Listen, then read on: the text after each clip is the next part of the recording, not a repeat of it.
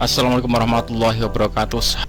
Ini seorang ayah yang punya anak gadis sudah dinikahi sama orang, kemudian mendapatkan kekerasan KDRT dalam rumah tangganya.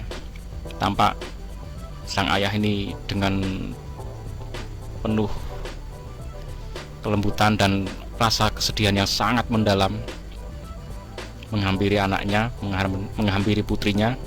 Padahal ini tampak bapaknya ini sangat gagah dan kokoh ya, kuat tuh, tapi itulah sang ayah. Kalau putrinya disakiti, dia pasti akan sedih yang sangat mendalam. Baik, kita simak informasinya seperti apa. Perasaan hancur seorang ayah tergambar jelas saat ia menyaksikan anak perempuannya diperlakukan tidak senonoh oleh suaminya. Sebuah video yang memperlihatkan momen mengharukan tersebut menjadi viral di media sosial. Dalam video tersebut, terlihat sang ayah dengan lembut mencium kening dan pipi anaknya, yang wajahnya memar dan bengkak akibat kekerasan yang dialaminya. Video yang diunggah oleh akun Twitter @pai_c1 memperlihatkan sang ayah mendatangi anak perempuannya yang duduk dengan wajah memar. Sang ayah mencium kening dan pipi anaknya dengan lembut, menunjukkan kesedihan yang mendalam. Sementara itu, sang anak perempuan yang wajah dan matanya bengkak tampak menangis. Insiden kekerasan ini diketahui terjadi di Kuhanga, Bolaang Mongondo Utara, Sulawesi Utara. Video tersebut langsung mendapat perhatian netizen dan memicu berbagai komentar.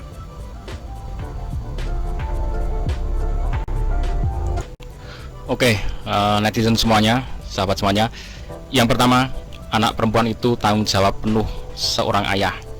Begitu dia dinikah, maka tanggung jawab itu sepenuhnya dilepaskan dan diserahkan kepada suaminya. Mau dibawa kemana saja, mau diajak kemanapun, sudah menjadi tanggung jawab suaminya. Nah, maka sebagai suami itu sudah seharusnya dia menyayangi sebagaimana ayahnya menyayangi putrinya. Ya, jadi mencintai sebagaimana cintanya sang ayah, melindungi sebagaimana ayahnya melindungi. Jadi dilepas semuanya itu dan tanggung jawab ada di suami. Dan disitulah pentingnya pendidikan, baik pendidikan formal maupun pendidikan agama.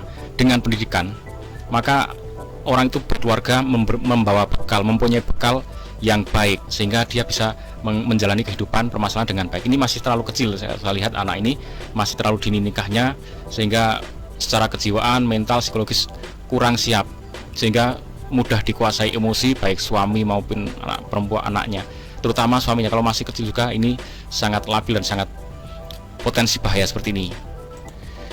Yang nggak boleh dilakukan oleh suami manapun, jangan menampar, memukul, menyakiti secara fisik ya. Kalau kepepet ya masih mulut lah, ngomong lewat mulut, mungkin mulutnya ngomongnya agak keras, itu masih lumayan. Secara fisik mungkin dia tidak tersakiti, nanti masih bisa direvisi, dibicarakan lagi. Jangan sampai tangan, kaki, fisiknya menyakiti. Kalau memang nggak cocok dalam keluarga itu ada aja nggak cocoknya, permasalahannya mesti ada, nggak mungkin nggak ada. Keluarga manapun pasti menghadapi masalah, berkeluarga itu pasti menghadapi masalah.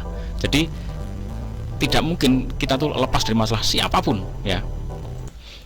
Apapun masalahnya, jangan sampai main fisik, satu. Yang kedua, kalau memang bener-bener nggak cocok, kalau memang sudah nggak bisa diusahakan lagi, nggak bisa dipertahankan lagi, pisah nggak apa-apa.